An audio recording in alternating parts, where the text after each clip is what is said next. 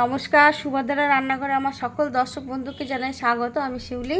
আজকে আমি আবার একটা নতুন রেসিপি নিয়ে এসেছি, সেটা হলো চিকেন। এই যে আমি আজকে তোমাদের চিকেন ডাক বাংলো করে দেখাবো। তার জন্য আমি চিকেনটাকে আগে ম্যারিনেট করে রাখবো। প্রথমে টক দই দিয়ে দিচ্ছি কিছুটা পরিমাণে, রসুন বাটা দিয়ে দিলাম 1 চামচ, আদা বাটা দিয়ে দিচ্ছি 1 চামচ, আর কিছুটা গুঁড়ো মশলা দিয়ে দিচ্ছি।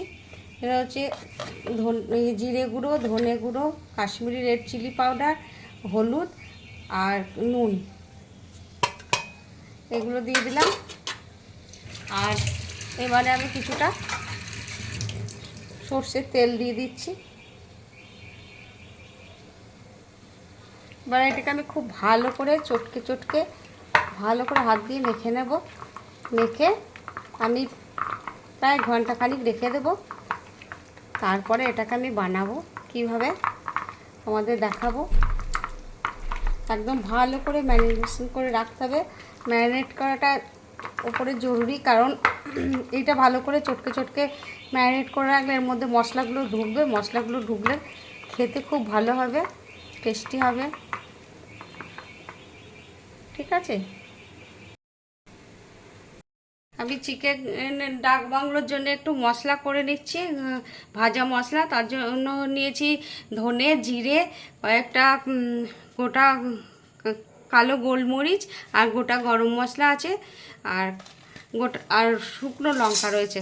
গোটা গরম মশলার মধ্যে রয়েছে ছোটো এলাচ, লবঙ্গ, দারচিনি আর একটু জয়িত্রী ফুল নিয়েছি। এবার এগুলোকে একটু রোস্ট করে নেব ভালো করে। তারপরে আমি একটু গুঁড়ো করে নেবো। আর একটু বেশি করে নিয়েছি, এতটা লাগবে না যদিও। মশলাটা ভাজা হয়ে গেছে, এবারে আমি এটাকে একটা পাত্রের মধ্যে ঢেলে নিচ্ছি। ঠান্ডা হয়ে গেলে এটা আমি একটু ঠান্ডা হলে গুঁড়ো করে নেব। আমি কড়াইতে তেল দিয়ে দিয়েছি। এবারে আমি আলুগুলো একটু করে ভেজে নিচ্ছি।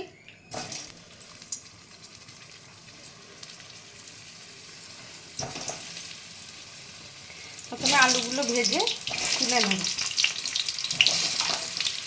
হলুদ মাখিয়ে দিয়েছি একটু। লাল লাল করে দেখো ভাজা হয়ে গেছে। এবারে আমি আলুগুলো উঠিয়ে নিচ্ছি। ডিমগুলো ভেজে তুলে নেব। আমার ডিমগুলো ভাজা হয়ে গেছে, আমি এবার তুলে নিচ্ছি।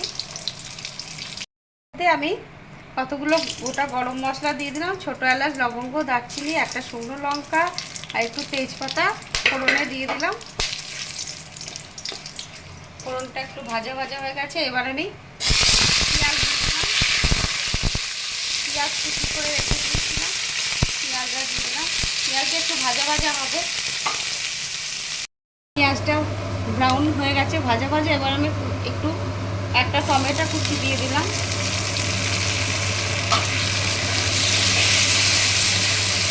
এক চামচ মতো রসুন বাটা দিয়ে দিচ্ছি। 1 চামচ রসুন বাটা দিয়ে দিলাম, আর 1 চামচ আদা বাটা দিয়ে দিলাম। এবারে আমি এটাকে ভালো করে একটু কষিয়ে নেব মশলাগুলো। আমি হলুদ গুঁড়ো মেখে রেখেছি, তাও একটু সামান্য হলুদ গুঁড়ো দিয়ে দিলাম। আর মশলাটা নরম হওয়ার জন্য একটু লবণ দিয়ে দিলাম। লবণ দেওয়া আছে, তাও স্বাদ মতো লবণ দিলাম, পরিমাণ মতো। আর সামান্য 1 ফোঁটা কাশ্মীরি রেড চিলি পাউডার দিলাম কালারের জন্য। এবার আমি মশলাগুলোকে ভালো করে কষিয়ে নিয়ে চিকেনটা দিয়ে দেবো। তেল ছাড়া শুরু করে দিয়েছি, মশলাটা কষানো হয়ে গেছে। এবার আমি যে চিকেনটা ম্যারিনেশন করে রেখেছিলাম, এবার এই চিকেনটা আমি দিয়ে দেব।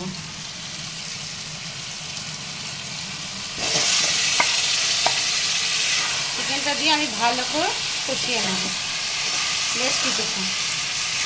আমি ভেজে রাখা আলুগুলো চিকেনের সাথে দিয়ে দিচ্ছি, কারণ এগুলো একটু কষিয়ে নেব ভালো করে আলুগুলো।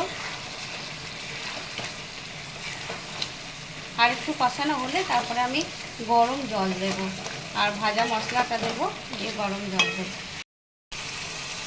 এবার আমি ভেজে রাখা মশলাটা, গুঁড়ো মশলাটা একটু দিয়ে দিলাম।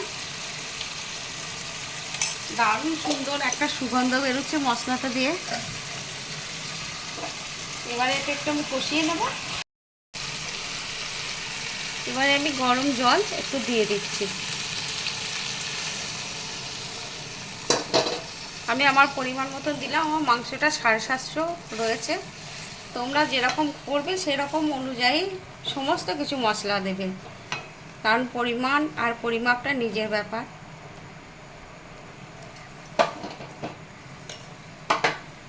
স্বাদ মতো সামান্য 1 ফোঁটা চিনির দানা ছড়িয়ে দিলাম। আমি ডিমগুলো এবারে ঝোলের মধ্যে দিয়ে দিলাম।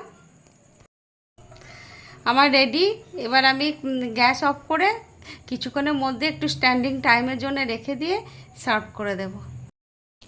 আমার চিকেন ডাক বাংলো রেডি এবং সার্ভ করে দিয়েছি। তোমরা দেখো অসাধারণ হয়েছে এবং অসাধারণ একটা সুন্দর সুগন্ধ বেরোচ্ছে ওই মশলাগুলো, ভাজা মশলাগুলোর জন্য। যাই হোক, তোমরা আমি যেভাবে বানিয়েছি সেইভাবে একবার অবশ্যই বানিয়ে খেয়ে দেখবে এবং আমাকে কমেন্ট করে জানাবে যে তোমাদের কেমন লেগেছে চিকেন ডাক বাংলো। আর তোমরা সবাই ভালো থাকবে, সুস্থ থাকবে। আবার প্রতিদিনের মতো বলছে, তোমরা এখনও পর্যন্ত যারা আমার চ্যানেলটি সাবস্ক্রাইব করোনি তাদের কাছে অনুরোধ রইল আমার চ্যানেলটি একটু প্লিজ সাবস্ক্রাইব করে দেবে, আর বন্ধুবান্ধব আত্মীয় স্বজনদের সাথে একটু শেয়ার করে দেবে প্লিজ। আর তোমরা সকলে ভালো থাকবে, সুস্থ থাকবে। তোমাদেরকে সকলকে অসংখ্য ধন্যবাদ, নমস্কার এবং অনেক অনেক ভালোবাসা।